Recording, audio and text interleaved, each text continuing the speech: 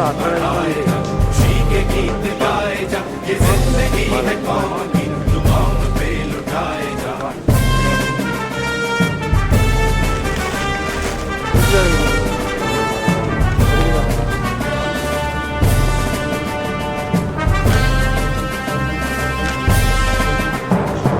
शेरे हिंद आगे बढ़, मरने से फिर भी तू न डर, उड़ा के दुश्मनों का सर, जो वतन बढ़ाए जा। शेरे हिंद आगे बढ़, मरने से फिर भी तू न डर, उड़ा के दुश्मनों का सर, जो वतन बढ़ाए जा। कदम कदम बढ़ाए जा, ये जिंदगी है कौम की, तू कौम पे लुटाए जा।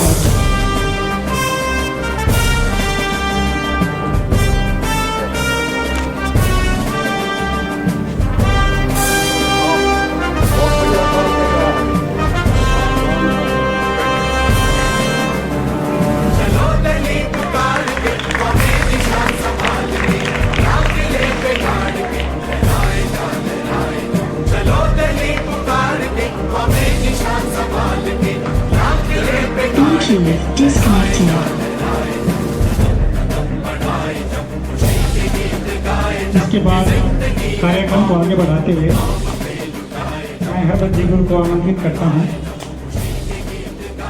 कि वो अपने विचार हम सभी के सामने रखें। Bluetooth connected.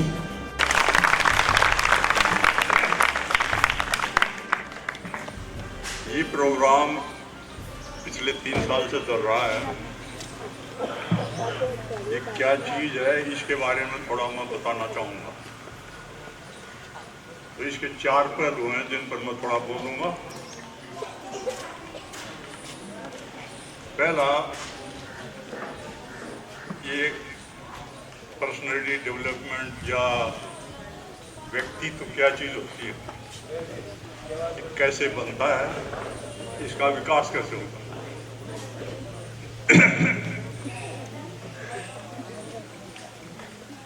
दूसरा जो पहलू है, बच्चों ने कुछ सवाल पूछे इसके बारे में, ये मैं क्यों कर रहा हूँ, कैसे मुझे इसका ख्याल आया, इससे क्या फायदा होगा, मेरे को क्या फायदा है, वगैरह वगैरह, उनके जवाब देना चाहूँगा। तीसरा जो पहलू है, इस बार जो परीक्षा हुई है उसके परिणाम का विश्लेषण करूँगा। उसकी कुछ वजह हैं जिनकी वजह से कुछ बच्चों का प्रदर्शन ठीक नहीं है, उसके बारे में बताऊँगा। और चौथा पहलू है, आगे क्या किया जा सकता है। ये 4 पहलू थोड़ा थोड़ा मैं बताऊँगा। सबसे पहले, ये व्यक्तित्व क्या होता है। तो इससे थोड़ा आपको समझने की जरूरत है, ये संसार क्या है, संसार में हमारी क्या पोजीशन है, और ये व्यक्तित्व उसमें क्या काम देता है, कैसे बनता है। इस संसार 2 तत्वों से मिलकर बना है, प्रकृति और परमात्मा। प्रकृति जड़ तत्व है, बेजान है, और परमात्मा चेतन है, कॉन्शियसनेस है, उसमें बुद्धि है, इंटेलिजेंस है। अलग अलग मिलके दोनों आदर्श हैं। जब ये दोनों मिल जाते हैं तो परमात्मा तो अदृश्य रहता है, लेकिन प्रकृति प्रकट होना शुरू करती है। अंत में प्रकृति 5 स्थूल तत्वों में बदल जाती है। उनको हम 5 तत्व कहते हैं। ये 5 तत्व हैं आकाश, वायु, अग्नि, जल और थल। ये 5 तत्व एक खास अनुपात में होते हैं तो वहां जीव की उत्पत्ति होती है। जीव वो होते हैं जो संसार का छोटा रूप होते हैं। हर जीव का एक शरीर होता है, शरीर 5 तत्वों से बना होता है, और उसमें एक आत्मा होती है, उसको हम परमात्मा का अंश होता है, उसको हम आत्मा बोलते हैं।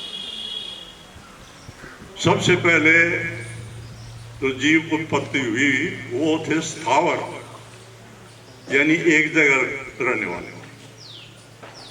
इसमें पेड़ पौधे, घास फूस, इस तरह की चीजें शामिल हैं। ये बाकी जीवों के लिए, जीवित रखने के लिए जरूरी है। ये आदमी को भोजन देती हैं और इनमें औषधियों की ताकत होती है। ये काफी मरीजों में, बीमारियों में काम आती है। इसके अलावा 5 और जातियां हैं, जिनमें कीट, कीड़े मकोड़े, सर्प जाति, पक्षी, पशु और फिर आत्मा। इनमें फर्क ये है कि इन सब के जिस्म है वो अलग अलग किस्म के होते हैं। भगवान ने जो आदमी को जिस्म दिया है, ये सबसे ज्यादा अच्छा काम करने वाला कार्य जिस्म है। लेकिन ये जिस्म जो है, ये आत्मा के लिए एक साधन है, जिस्म कुछ नहीं है। अगर आत्मा छोड़ जाती तो जिस्म जड़ रूप धारण कर लेता, मर जाता है। तो इस जिस्म को जीवित रखना आत्मा के लिए जरूरी है, क्योंकि इसके जरिए वो अनुभव करता है। इसमें आपकी 5 ज्ञान इंद्रियां हैं, आंख, कान, नाक, जिह्वा और चमड़ी। इनसे हम बाहर का वातावरण है, उसके बारे में जानकारी प्राप्त करते हैं। तो इसमें हर जीव की कुछ समस्याएं होती हैं। सबसे बड़ी समस्या ये है कि जीवित कैसे रहा जाए। जीवित रहने के लिए आपके 5 तत्व हैं, वो किसी अनुपात में होती हैं और वो अनुपात कायम रखना जरूरी है।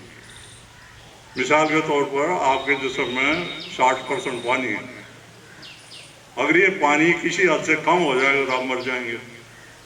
थोड़ा कम होगा, डिहाइड्रेशन हो जाएगी। ज्यादा हुआ, बीमार हो जाएगा।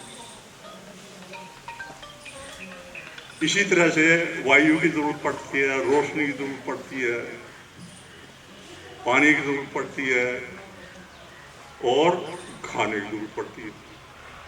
तो ये 5 तत्व कैसे आप कायम रखेंगे, ये पहली समस्या। तो इसमें जब आपकी जिस्म को ताकत की कमी होती है तो आपको भूख लगती है। भूख लगती है, आपको खाना चाहिए। खाना सुगमता से मिलता नहीं, वो कमाना पड़ता है। आजकल पानी की तो ये सब करने के लिए आपको कुछ करना पड़ेगा। पहले आप सोचेंगे कि मैं खाना कैसे, जरूरतें कैसे पूरी करूँ। इसमें कई तरीके हो सकते हैं।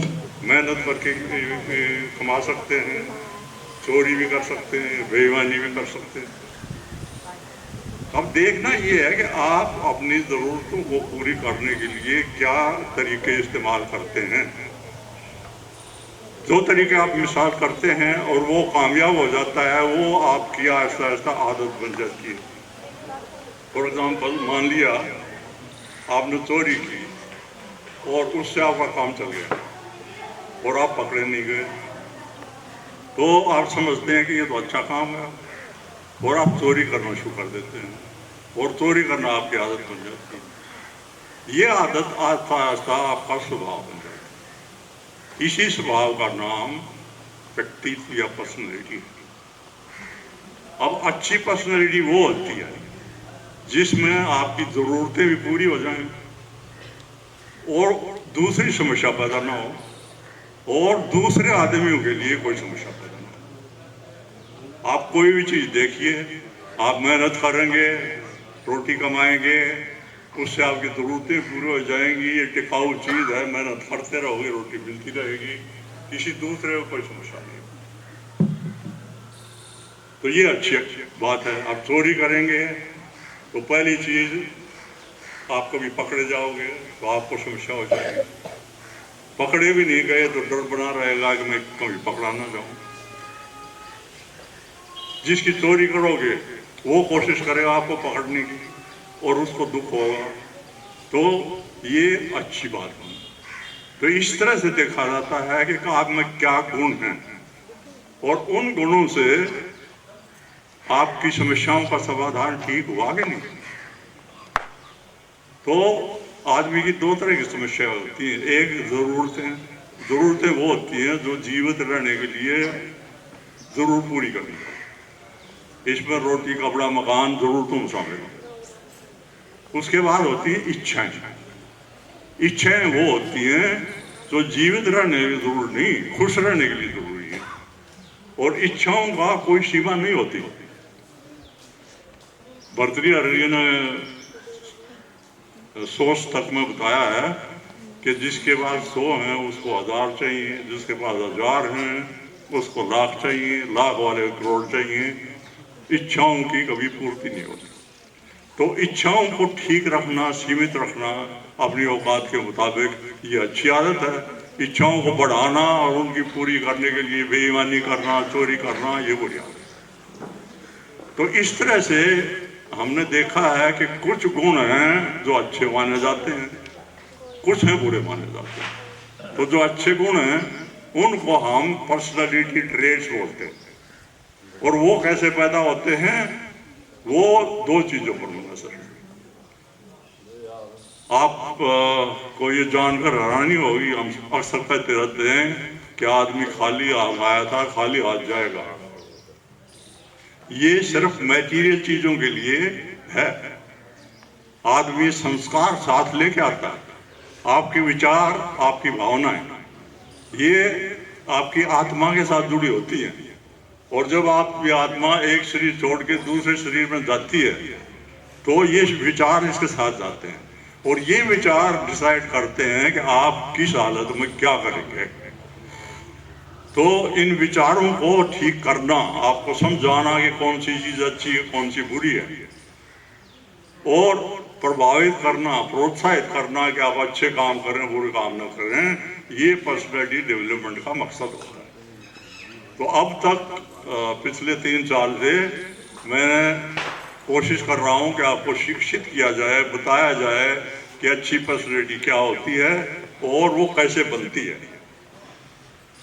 दूसरा जो पहलू होता है पर्सनैलिटी डेवलपमेंट का, वो होता है जिस माहौल में आप पले हैं उस माहौल को ठीक करना। अगर मान लिया जाए आप ऐसी जगह पैदा हुए हैं जहाँ चोरी करना आम बात है, जैसे पहले बावरी होते थे, उनमें चोरी करने की तारीफ की जाती है, तो वहाँ सभी के सभी चोर हो जाते थे। तो वहाँ समस्या थी माहौल की, एनवायरनमेंट की। तो जहाँ एनवायरनमेंट ठीक नहीं होते उसको ठीक करना होता। काफ़ी कमियां ऐसी हैं जो एक जगह की रिवाज के वजह से पूरी होती हैं। जैसे सभी दुनिया मान रही है अभी कि महिलाएं और पुरुष इनको बराबरी का होना चाहिए, लेकिन हमारे हरियाणा में ये पुरानी रिवाजें हैं कि औरतें घूंघट में रहती हैं, उनका काम घर में है, बाहर का जितना भी निर्णय लेने हैं कुछ करना वो तो आदमी करेंगे। अब कानून तो बना दिए लेकिन वो रिवाजें हैं वो चल रही हैं और ये रिवाज खराब है, तो इसको ठीक करना चाहिए। इसी तरह समीक्षा की जाती है कि हमारी कोई रिवाजें खराब तो नहीं है जिनको ठीक करने की जरूरत है, और उस समीक्षा करके उन चीज़ों को हटाना जो आपके रास्ते में बाधा आ रही हैं, सबको ठीक विकसित करने में बाधा आ रही है, उनको हटाना चाहिए। इसी तरह से एक भावनात्मक बैलेंस ये बहुत जरूरी है। Bluetooth connected. भावनात्मक वो होता है जिसमें आप अपने भावनाओं पर, भावना में होता है प्यार, बैर,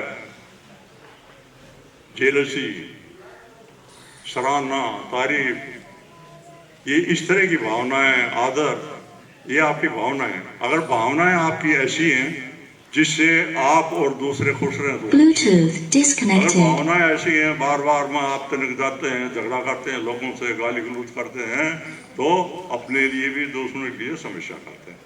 तो भावनाओं का ठीक इस्तेमाल करना और उनको कंट्रोल करना, ये एक दूसरी बहुत जरूरी चीज। इन चीज़ों के ऊपर ध्यान दिया गया है, कोशिश की गई है कि आपको ठीक तरह की विचार, ठीक तरह की भावना दी जाए, ताकि आपका इस उम्र में ही नहीं, अगले जीवन जो है उनमें भी ये विचार आपके साथ जाएं और आप एक अच्छा इंसान।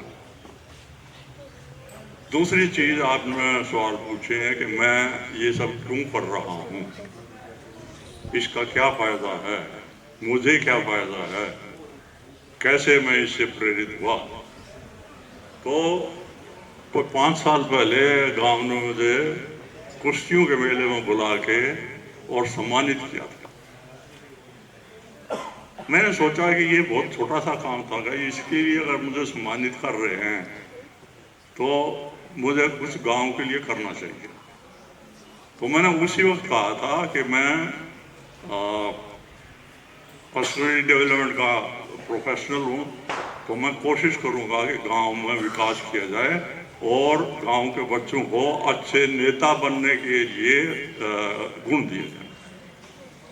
उसके बाद गांव में हमने थोड़ा सा लोगों को इकट्ठा किया और एक विकास समिति बनाने का ऐलान किया। उसमें कुछ प्रोग्रेस भी हुई, लेकिन उसमें मैं कामयाब नहीं हुआ। उसके बाद 22 अगस्त 2017 को मेरी पत्नी का देहांत हो गया।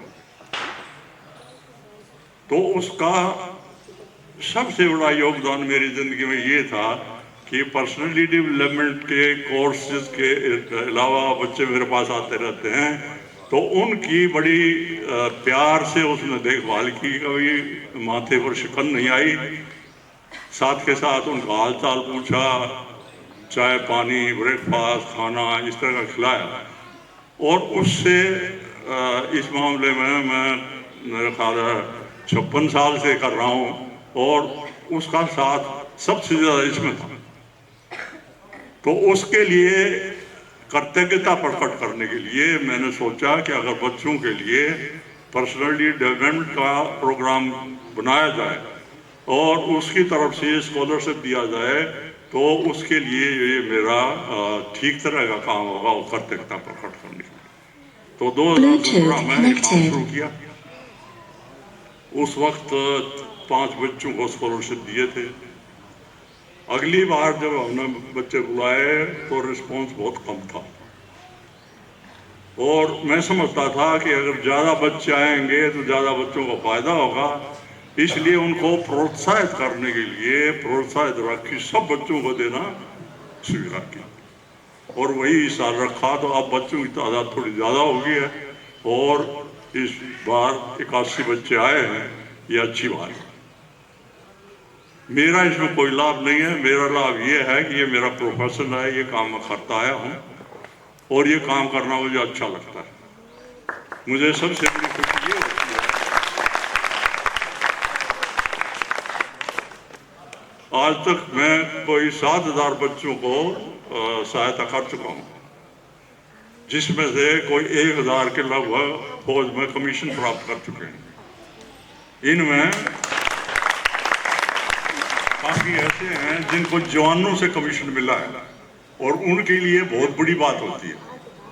तो जब वो आके और जिस खुशी से और मेरा धन्यवाद करते थे, तो वही मेरा सबसे बड़ा इनाम था।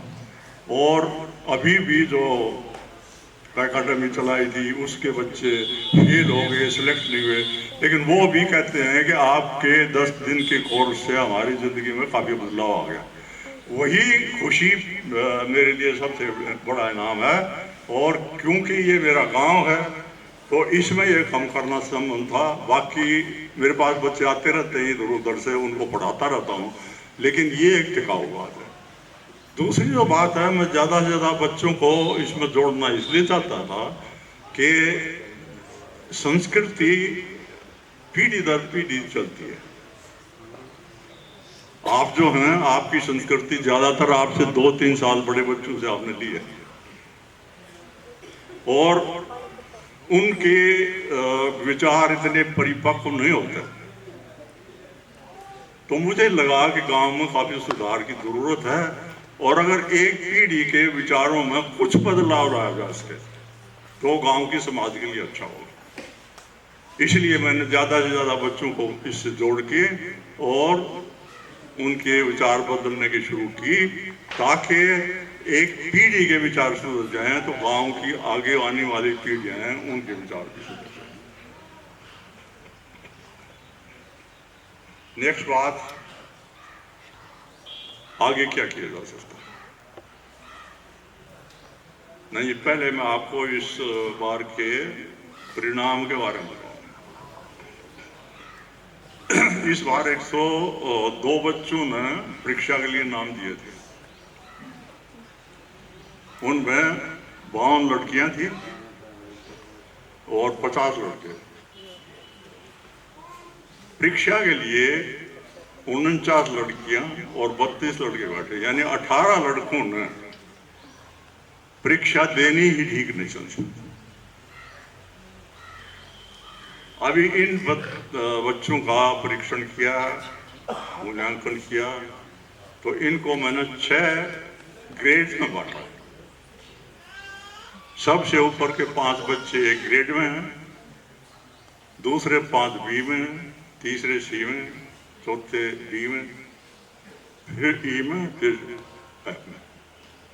तो 5-5 बच्चे पहले 4 ग्रुप में। इसके बाद 50% से ज्यादा जिनके अंक थे उन सब को मैंने ई में डाल दिया। उसमें 16 बच्चे और 45 बच्चे एफ में। अब इनमें ए ग्रुप में 5 की 5 लड़कियां हैं।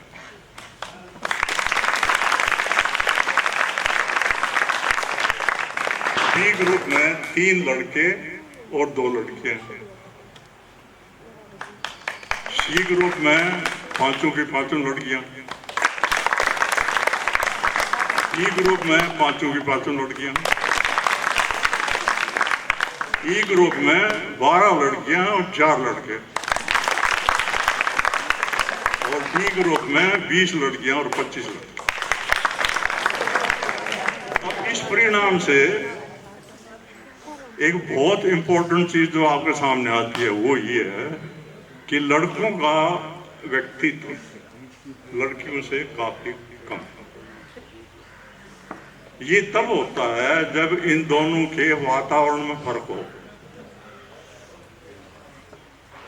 तो ये बड़ी पुख्ता बात है कि बच्चों लड़कों का वातावरण गांव में अच्छा नहीं है। और अगर मान लिया जाए पढ़ाई के बजाय दूसरे काम करें और अच्छे काम करें तो उससे व्यक्तित्व अच्छा बनेगा। ये कुछ ऐसे काम कर रहे हैं जो अच्छे नहीं हैं, इसीलिए इनके व्यक्तित्व में कमी है। ये विचारणीय बात है, ये गांव को सोचने की बात है, लड़कों को सोचने की। तो ये मैंने बताया कि वातावरण कमी है। तो वातावरण क्या हो सकता है? पहली चीज तो लड़के आपस में बात करते हैं, उनके अपने ग्रुप होते हैं, तो उनमें एक दूसरे को अच्छे काम के लिए मोटिवेट करने के लिए उनके विचारों में कुछ सीखता है और वो आदान प्रदान करते हैं और एक दूसरे के बुरे काम करने के लिए तारीफ करते हैं। एक तो ये कारण। दूसरा, उनमें लड़कों में मैंने देखा है उनमें कंसंट्रेशन यानी एकाग्रता का अभाव है।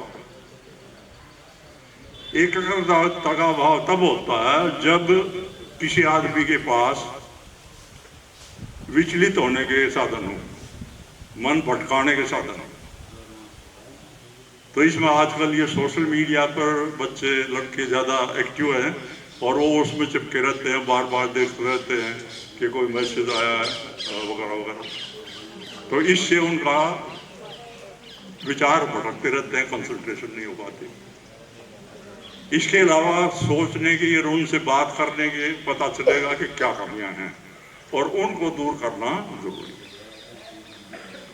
अभी व्यक्तित्व को डेवलप करने के 2 तरीके होते हैं, एक तो शिक्षित करते हैं और दूसरा होता है इन्वायरमेंट को बदलने से, माहौल बदलने से।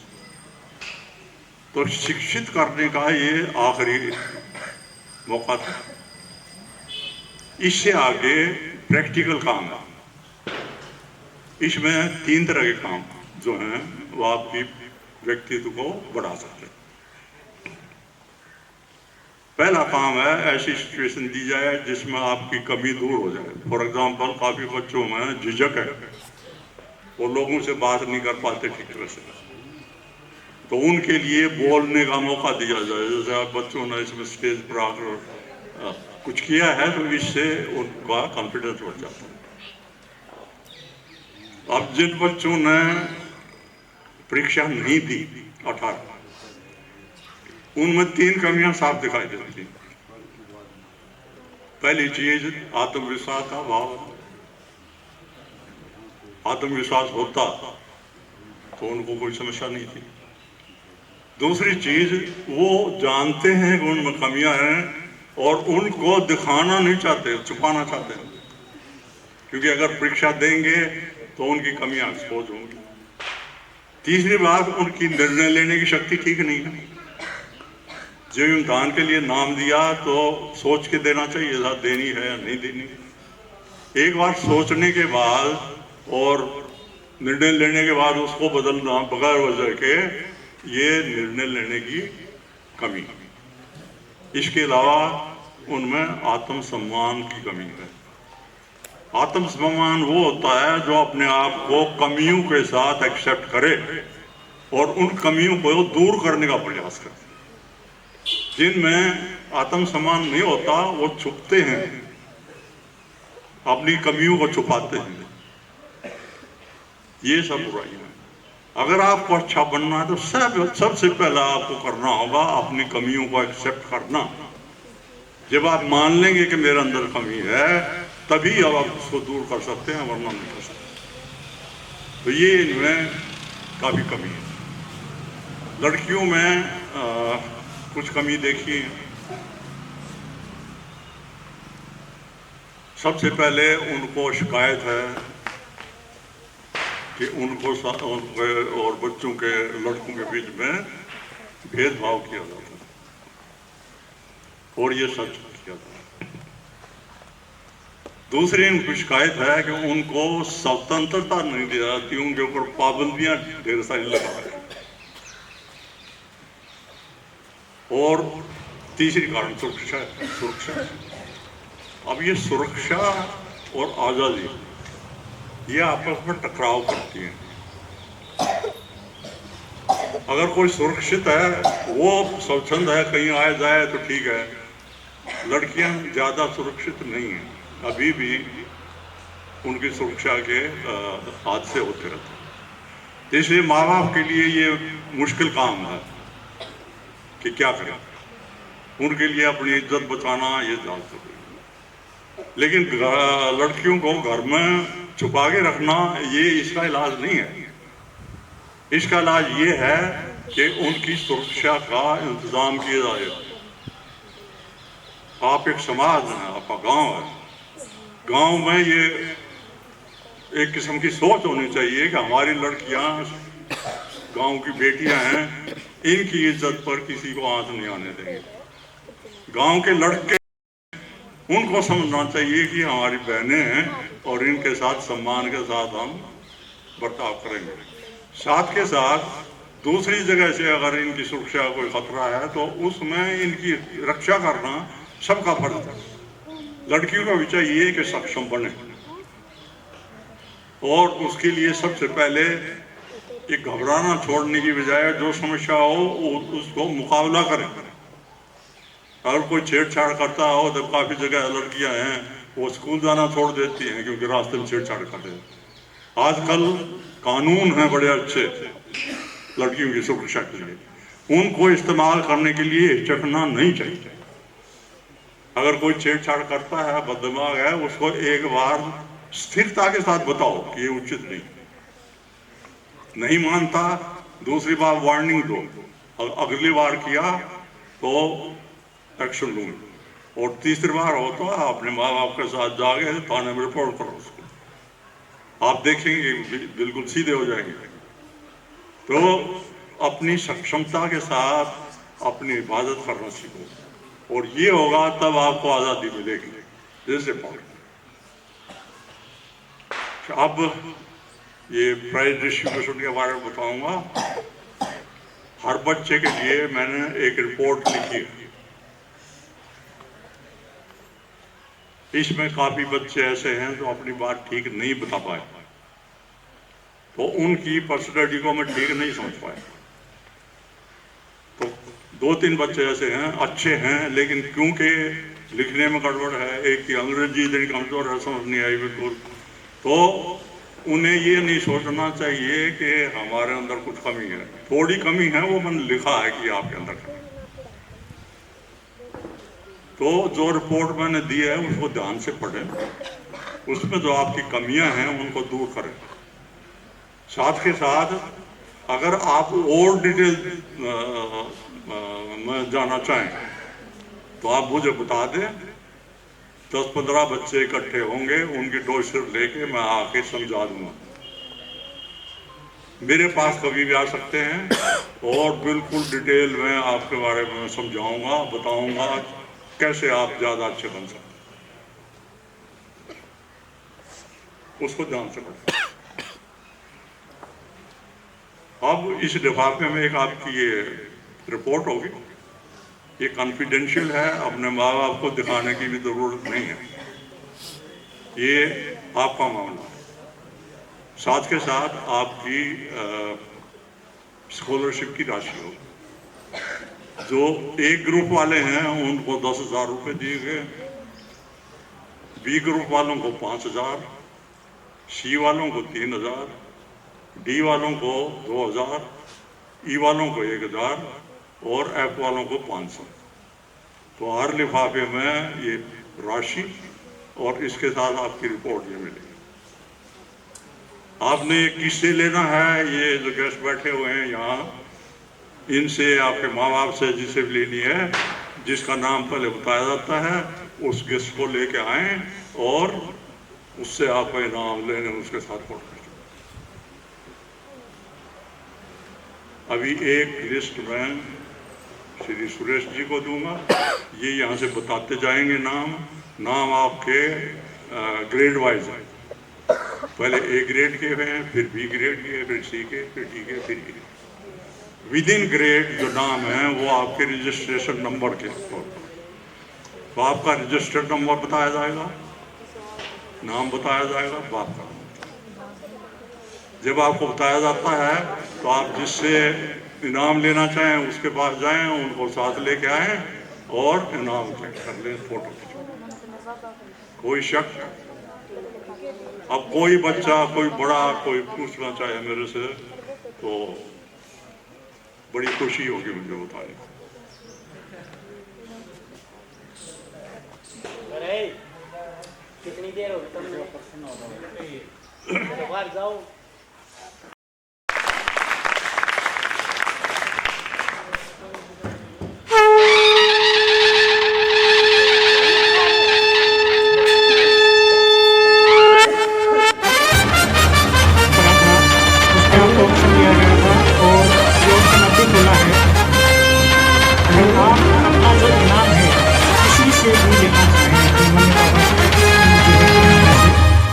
वंदे मातरम, वंदे मातरम।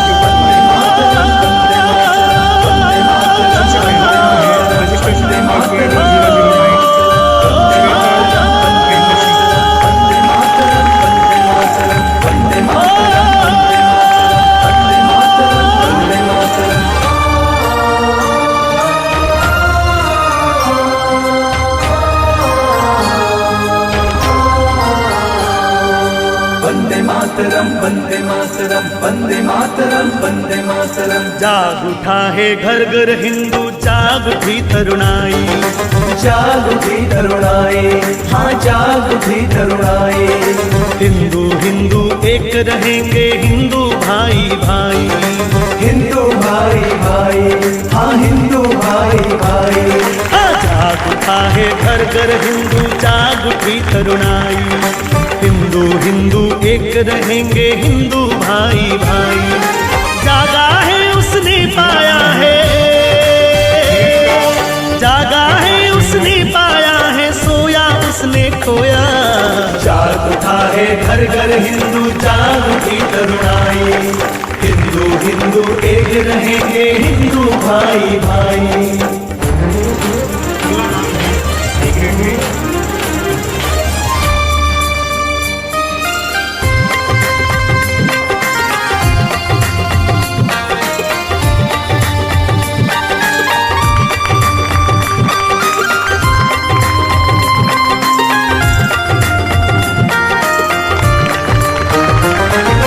मार्च 18 पोखरण में शक्ति रूप दिखेगा, शक्ति रूप दिखेगा भाई, शक्ति रूप दिखेगा।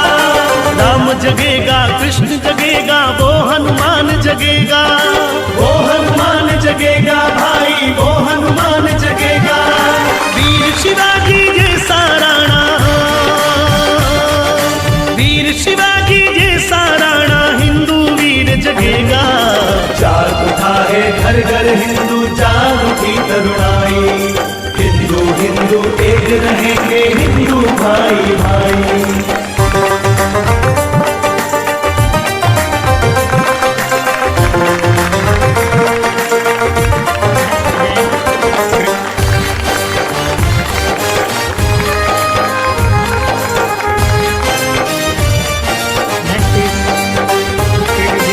आओ मित्रों जुट जाए हम गांव नगर ढाणी में, गांव नगर ढाणी में भाई, गांव नगर ढाणी में।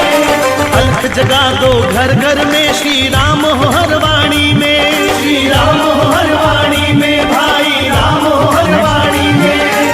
पोखरण की धन्य धरा में,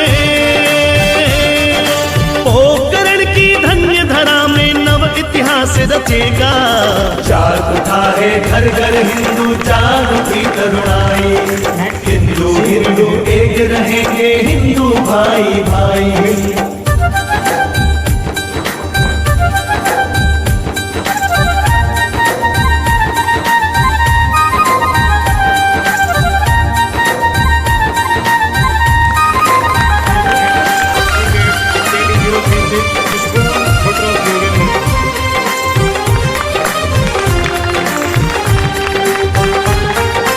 नोट माँ की पावन धरती शक्ति धरा मुस्काएगी, शक्ति धरा मुस्काएगी, शक्ति धरा मुस्काएगी। वीर प्रसूता भारत माता मंगल गान सुनाएगी, मंगल गान सुनाएगी, मंगल गान सुनाएगी। शक्ति रूप में लिख जाए हम,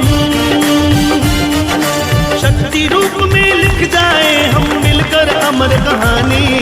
जाग उठा है घर घर हिंदू जाग उठी तरुणाई।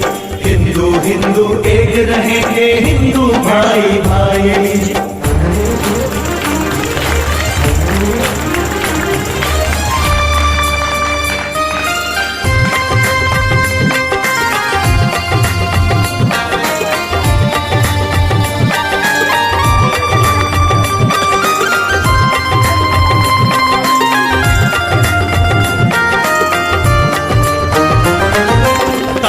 डूंगर देख राय माताएं हमें बुलाती है, माताएं हमें बुलाती है, माताएं हमें बुलाती है। राय पनोधर भादरिया माँ कृपा सदा बरसाती है, कृपा सदा बरसाती मैया, कृपा सदा बरसाती है। दुष्टों को है मार भगाने, दुष्टों को है मार भगाने चंडी रूप धरेगी। जाग उठा है घर घर हिंदू जाग उठी तरुणाई। हिंदू हिंदू एक रहेंगे हिंदू भाई भाई।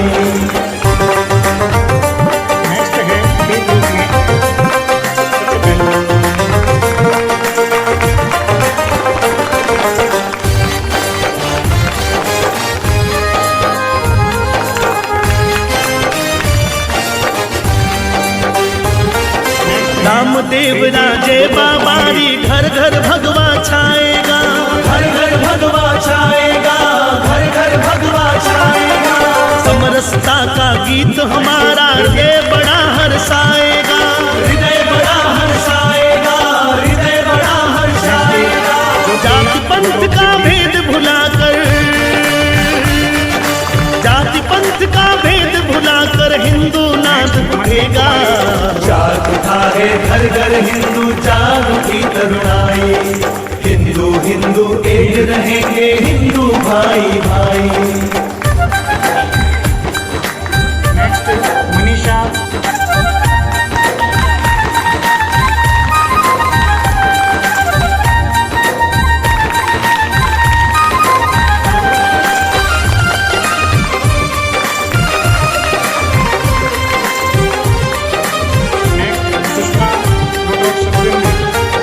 सीमा पर माता के रक्षक सीना तान के डटे रहे, सीना तान के डटे रहे, सीना तान के डटे रहे। शत्रु दल से लोहा लेने हरदम वे तो अड़े रहे, हरदम वे तो अड़े रहे, हरदम वे तो अड़े रहे। वंदे मातरम के नारों से, वंदे मातरम के नारों से आसमान गूंजाए। जाग उठा है घर घर हिंदू जाग उठी तरुणाई, हिंदू हिंदू एक रहेंगे हिंदू। हरेश कुमार।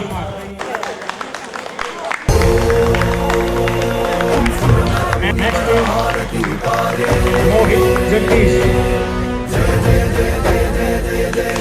नेक्स्ट सीमा खन्ना।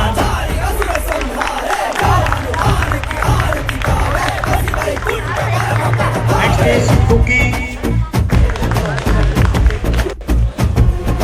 श्रीआञ्जनेयं प्रसन्नाञ्जनेयं श्रीरामदूतं महाकायवीरं प्रलयवे ನಡೆಯಲಿ ಅಸುರರ ಎದುರಿಸಿ ಗಗನ ವಿಚರುಗಲಿ ಗಡಗಡ ನಡುಗಿಸು ಧರ್ಮ ಉಳಿಸೋ ಸತ್ಯ ಮೆರೆಸೋ ದೇಹಿ ಬಾರೋ ಜಯ ಜಯ ಜಯ ಜಯ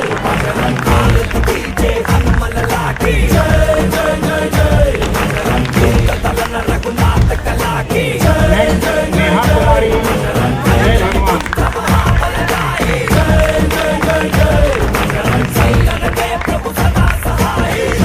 सुवन केसरी नंदन तेज प्रताप महाजगवंदन रामदूत अतुलित बलधाम अंजनी पुत्र पवन सुत नाम। सुरेंद्र। निकट नहीं आवे महावीर जब नाम सुनावे, संकट से हनुमान छुड़ावे, जन्म जन्म के दुख बिसरावे। पवन कुमार।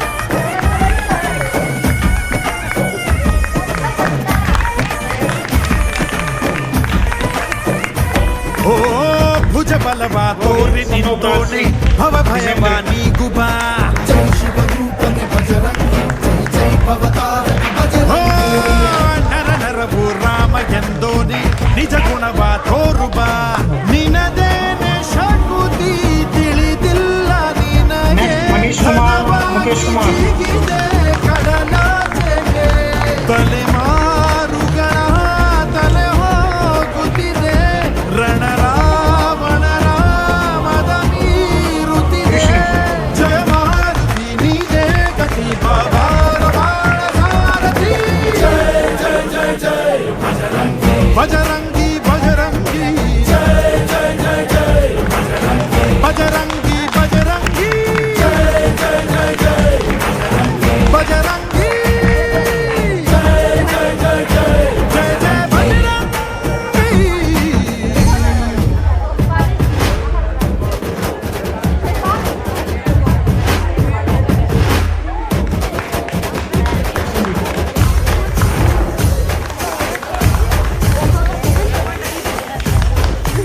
अभिषेक ग्रेवाल। भगत सिंह। ಓ ಅಣು ಅಣುವು ನಿನ್ನ ಓಂಕಾರ ಪವನ ಸುಖ ನೋಡುವ। ಓ ಕಣ ಕಣವು ನಿನ್ನ ಓಂಕಾರ ಪಾಪ ಸಂಹಾರ ಮಾಡುವ। ರಘುರಾಮ ನೆನೆಯೋ ಅಭಿಮಾನ ಶಿಖರ ಋಣಿಯಾಗಿ ಇರುವೆ ಜನುಮಾತರ। ಕೆಡುಕು ಎನ್ನುವ ಲಂಕಾ ದಹನ ಮಾಡೋ ಗುರುವೇ ಕೋರೋ ಕರುಣ। ಸುರವಾನರ ದುರ್ಬಾಬರ ಪರಶೌರ್ಯ ನಾಶ ಕೇಸರ। ಜಯ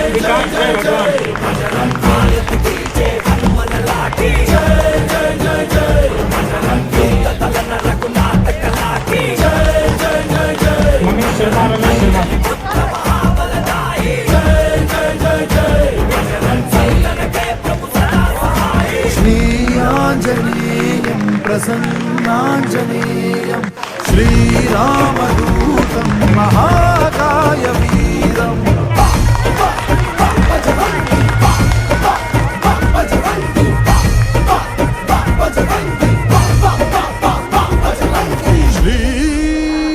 कपूर सिंह। सिंधु सिंधु पर्यंता यस्य भारत भूमिका पितृवो पुण्यभुश्चैव सवै हिन्दूरीति स्मृतः।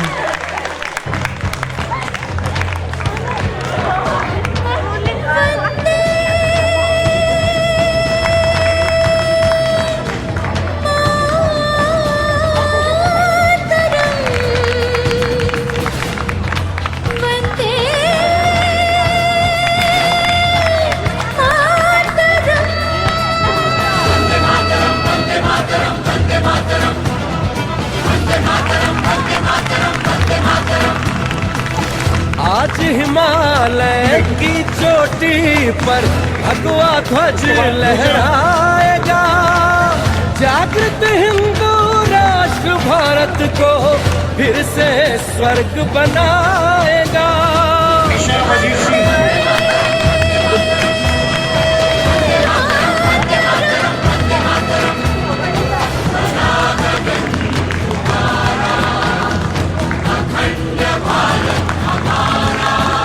दीपक ग्रेवाल, संजीत सिंह।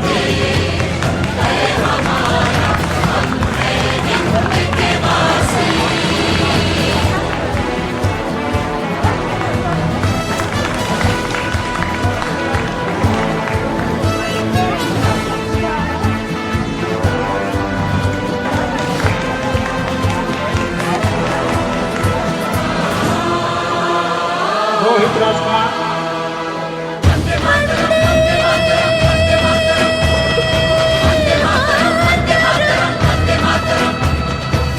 ध्वजा को रामचंद्र ने जालंका पर फहराया, इसी ध्वजा को चंद्रगुप्त ने हिंदू कुश पर लहराया।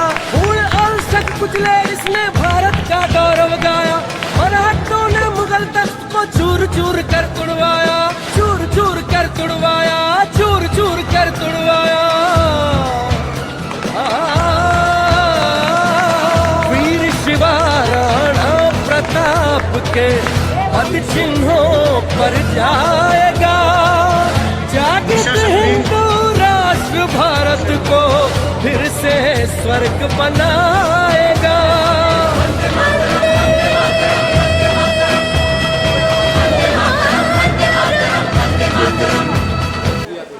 गवर्नमेंट सीनियर सेकेंडरी स्कूल शास्त्रोली के ऑल स्टाफ्स, गांव से आए हुए सभी बुजुर्गों, मेरी माताओं, बहनों, प्रिय स्टूडेंट्स, सबसे पहले आपको दीपावली के शुभ अवसर पर बहुत बहुत बधाइयाँ हूँ।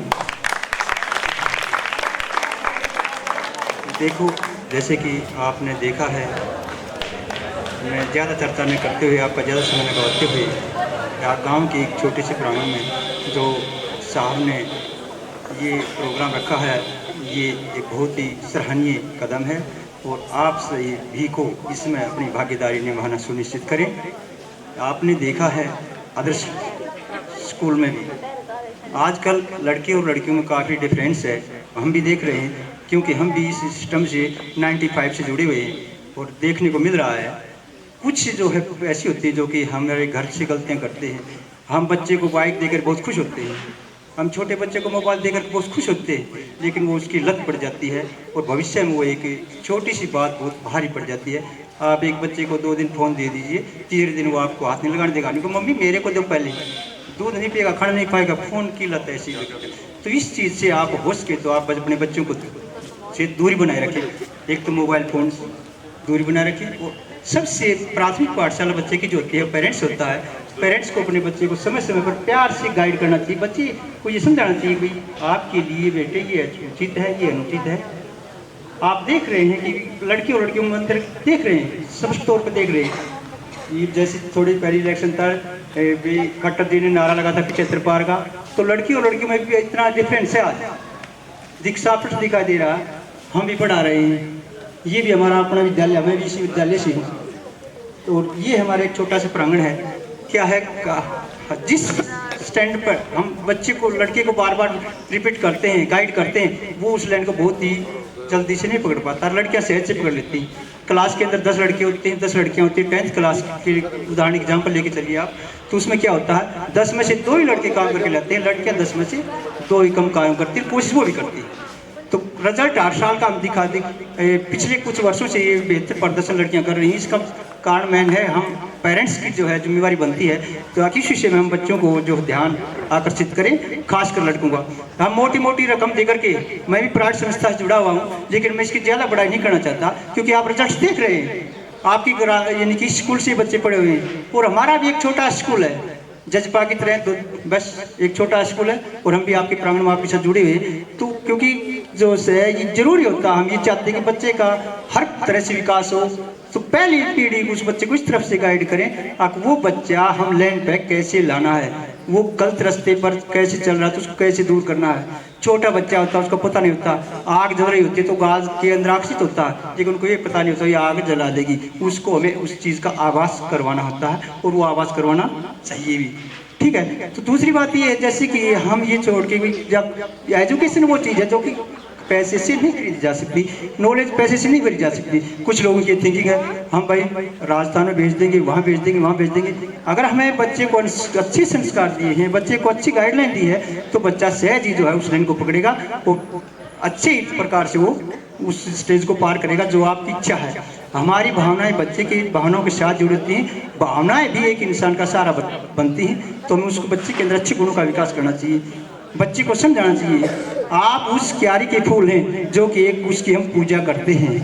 एक फूल वो होता है जो किसी के पैरों के नीचे कुचला जाता है, एक फूल वो होता है जिसकी हम सब प्रशंसा करते हैं, पूजा करते हैं। एक पत्थर वो होता है जिसकी हम पूजा करते हैं, एक पत्थर वो होता है जो गंदी नाली के अंदर गिरा होता है। तो बच्चे को हमें इस प्रकार से एग्जाम्पल देना चाहिए, समझना चाहिए। हमें वो पत्थर बनना चाहिए जो कि हर जाने वाला इंसान समझ सके और उसकी पूजा करे।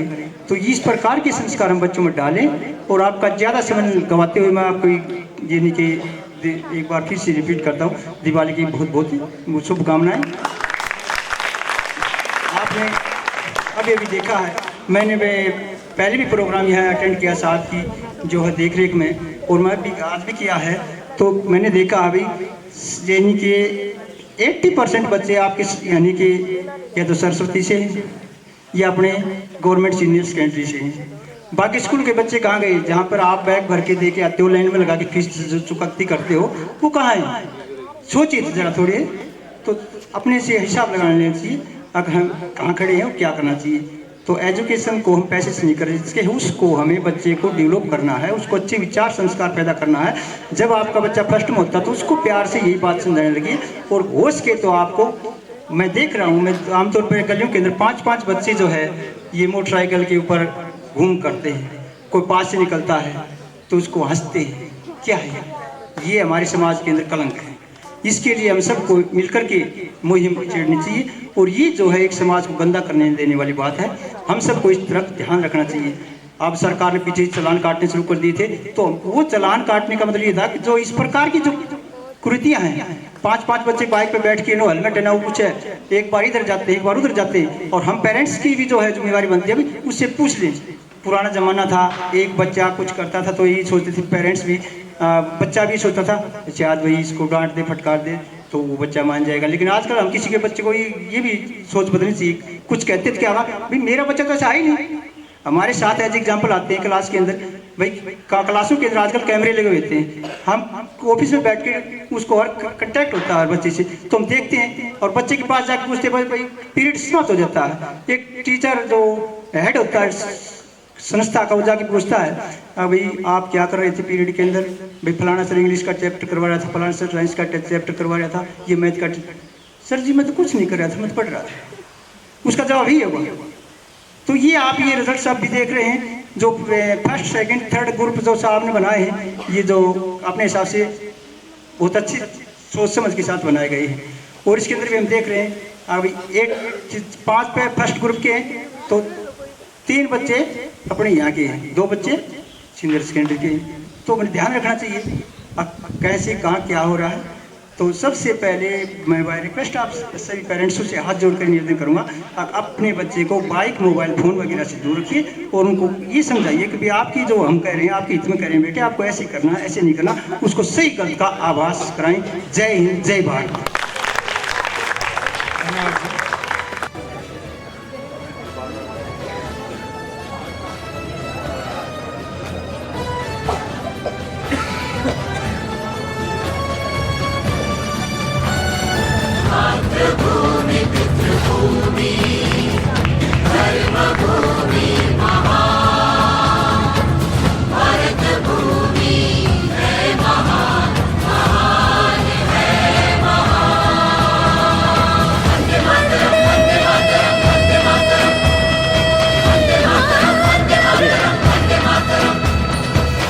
जाति पर आत्मत्याग का पावनतम संदेश लिए, आत्मज्ञान है लक्ष्य हमारा यह उज्जवल उपदेश लिए, स्वतंत्रता की रक्षा में रणचंडी का आदेश लिए, मिट जाएंगे हिंद की रक्षा के लिए, हिंद की रक्षा के लिए, हिंद की रक्षा के लिए।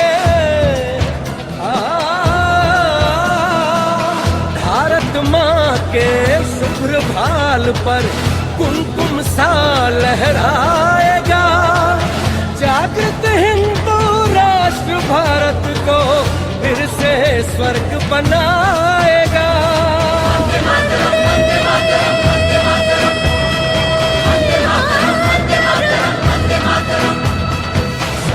सकल जगत में खालसा पंथ गाजे, जगे धर्म हिंदू सकल खंड बोले सोनेहा।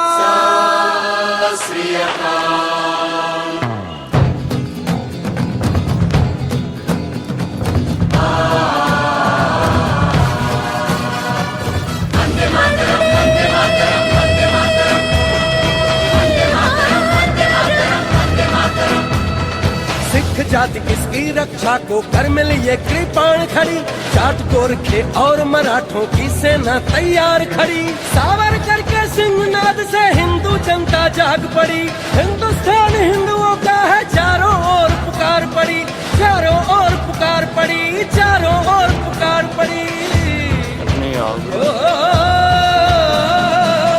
हिंदू द्रोही जिधर बढ़ेगा लोहे से टकराएगा, जागृत हिंदू राष्ट्र भारत को फिर से स्वर्ग बनाएगा।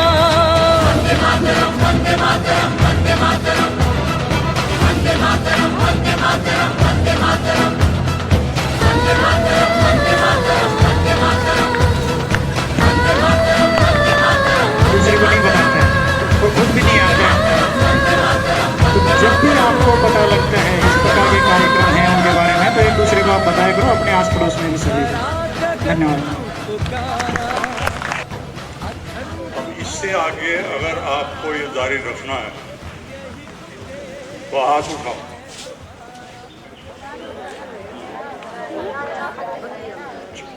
ओके,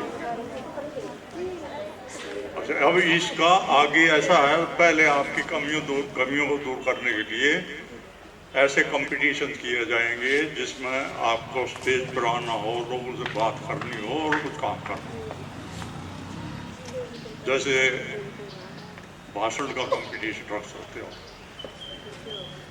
लिखने का कोई कंपटीशन रख सकते हो, वाद विवाद रख सकते हो, डिस्कशन रख सकते हो। दूसरी चीज, आप में कुछ कमियां जो देखी हैं उसको दूर करने के लिए उपाय करने की जरूरत है। आप में सामान्य ज्ञान की कमी है। मेरा ख्याल है आप में से ज़्यादातर अखबार नहीं पढ़ते हैं, समाचार पत्र नहीं पढ़ते। कितने हैं जो समाचार पत्र पढ़ते हैं? तो जो समाचार पत्र नहीं पढ़ते हैं उनको मैं हिदायत देना चाहूँगा, समाचार पत्र पढ़ना एक पढ़े लिखे आदमी के लिए एक किस्म का रूटीन है, वो करना चाहिए। और समाचार पत्र में ये जरूरी नहीं कि सब कुछ पढ़े, कुछ ऐसी चीजें हैं जो आपसे ताल्लुक रखने वाली हैं, वो आपको जाननी चाहिए। दूसरी चीज, आप लोगों का गांव में इन्वॉल्वमेंट नहीं है। आप गांव में ऐसे रह रहे हैं जैसे आप यहाँ मेहमान हैं, आपका नहीं है गाँव। गांव की सामाजिक परिस्थिति में सुधार करने के लिए, सफाई वगैरह में समाधान करने के लिए, गांव की समस्याओं के बारे में सोचना शुरू करो। तो आगे के लिए काम करना है तो 3 काम हो सकते हैं। एक तो पर्सनल डेवलपमेंट, दूसरा समाज सुधार और तीसरा समाज सेवा। इन तीनों कामों के लिए मैं बताऊंगा आपको क्या करना है, गाइडेंस दूंगा और उसको फाइनेंस करूंगा, उसके लिए पैसे दूंगा। और अगले साल के लिए 5 लाख का बजट है, इसमें से जितने खर्च को कर देना। ये जरूरी है कि जो कुछ करो वो मीनिंगफुल होना चाहिए, डिवोर्सलेबाजी नहीं, नाम के वास्ते नहीं। अभी आपको संगठित होने के लिए एक संगठन बनाना पड़ेगा। इसका नाम कुछ भी रख लो, युवा क्लब रख लो, युवा विकास समिति रख लो, कुछ भी रख लो। उस संगठन में जनवरी के पहले हफ्ते में जो फर्स्ट संडे आएगा, उस वक्त आप इकट्ठे हों। पहले चीज, अपने आप के लिए एक डू एंड डू नोट्स को लिखना पड़ेगा कि हमें क्या करना है, क्या नहीं करना। मिसाल के तौर पर कुछ ऐसे हैं जैसे लड़की लड़कों का जो आपस में संबंध है, इसमें ये एक किस्म का नियम होगा कि जो बच्चे इसमें होंगे वो आपस में बहन भाइयों की तरह से रहेंगे और एक दूसरे के साथ मिलजुल कर जैसे परिवार में रहते वैसे रहेंगे। दूसरी बात, नशा करने लगे हैं काफी लोग, इससे एक किस्म का आपको प्रण करना पड़ेगा कि नशे की लत में नहीं पड़ेगा। तीसरा, मोबाइल कंट्रोल करना पड़ेगा। मोबाइल में चिपके रहने की जरूरत नहीं है, इसमें आपका सेल्फ डिसिप्लिन होना चाहिए। दिन में 3 बार देख लो, 2 बार देख लो। अच्छा ये है कि 1 बार शाम को देख लो, कोई नोटिफिकेशन वगैरह है, किसी इंटरेस्ट है तो उसमें करो, सारे दिन उसमें मत छुपे रहो। लड़कों के लिए खासकर है कि सोचें कि हमारी व्यक्तित्व में ये कमियां क्यों आ रही हैं, और मैं बता रहा हूँ ये आपकी कमी है। कुछ ना कुछ ऐसे काम कर रहे हैं जो आपके लिए हितकर नहीं है, तो आप इनको दूर करें जो कमियां कर रहे हैं। अपने माहौल बदलें, आपस में बात करें तो कुछ आकात्मक चीज़ों को डिस्कस करें, उसमें फालतू की चीप चीज़ों को डिस्कस करने में टाइम खराब मत करें। तो इसके पहले हफ्ते में आप इकट्ठे हों, उसके लिए अपने आप के लिए बताएं कि आपके किस तरह से आप अपने आप को मोल्ड करना चाहेंगे। उसमें आप अपने पद अधिकारी चुनें, जिसमें एक चेयरमैन, फिर कुछ ऐसे जो फाइनेंस से काम करें, कुछ प्रोग्राम बनाएं, ये इस तरह का काम बांटें। वो मैं बाद में डिटेल में बता सकता हूँ। और उसके बाद हर महीने 1 बार इकट्ठे हों, गांव की एक आध समस्या को डिस्कस करें, उसका समाधान सोचें और उसमें काम करना शुरू करें। दूसरी बात मैंने बताया, समाज सुधार की बहुत ज़रूरत है। मैंने आपको जो क्वेश्चन पेपर दिया था, इसमें कुछ ऐसी बातें हैं जो सब जानते हैं। मिसाल के तौर पर मैंने आपको पूछा था कि जो घूंघट करने वाली औरतें हैं उनको क्या समस्याएं होती हैं, आप सब जानते हैं। लेकिन मैंने इसलिए पूछा था कि आप सोचने पर मजबूर हों कि ये चीज़ अच्छी नहीं है। और जैसे मैं बता रहा हूँ, आपका इन्वॉल्वमेंट नहीं है, आप जानती हैं, सबकी सब ने लिखा है घूंघट अच्छा नहीं है। अगर अच्छा नहीं है तो आपके घर में घूंघट क्यों नहीं बंद करता? तो सुधार अपने घर से शुरू करना पड़ता है। आप अपने घर से सुधार कीजिए घूंघट की प्रथा बंद कीजिए, लड़के लड़कियों में भेदभाव बंद करवाइए, अपने माँ बाप को समझाइए उचित नहीं है, काबिलियत के मुताबिक बच्चों को तरजीह देनी चाहिए। अगर लड़की अच्छी कर रही है तो उसको अच्छी सुविधा देनी चाहिए, लड़का अच्छा है उसको करना चाहिए। और अपनी सुरक्षा के लिए ये लड़कों पर ज़्यादा जिम्मेवारी है कि लड़कियों के साथ छेड़छाड़ ना करें, और उनकी जहाँ उनको समस्याएं हैं तुम आगे आगे बढ़ के उनको बचाओ। तो इसके लिए आपको श्री सुरेश कुमार जी को नाम देने हुए कम से कम 20-25 नाम होने चाहिए। वो होंगे तो उसके बाद फर्स्ट वीक में इकट्ठे हो जाइए, मैं भी आ जाऊंगा और उसमें आगे की नीति जो है वो तैयार करेंगे। तो बहरहाल फर्स्ट काम है रजिस्ट्रेशन का, इसका संस्था का क्या नाम रखना वो है, लेकिन ये युवा क्लब है और जिस तरह से गांव की पंचायत है ये एक किस्म की युवा पंचायत समझो, और जो काम पंचायत करती है उन कामों के बारे में सोचो क्या हो सकता है, और आप जो समझती हैं कि ये करना चाहिए वो नहीं हो रहा, सरपंच को बताओ, पंचों को बताओ, गांव को जागृत करो। तो ये समाज सुधार है, जागृति से शुरू होता है, अपने घर से शुरू होता है। तो पहले ये संगठन बनाओ, उसके बाद आगे का काम होगा।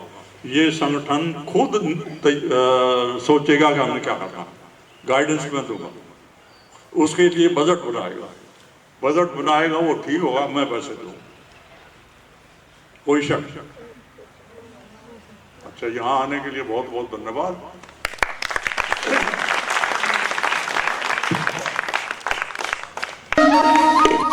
वक्त है कम लंबी मंजिल, तुम्हें तेज कदम चलना होगा।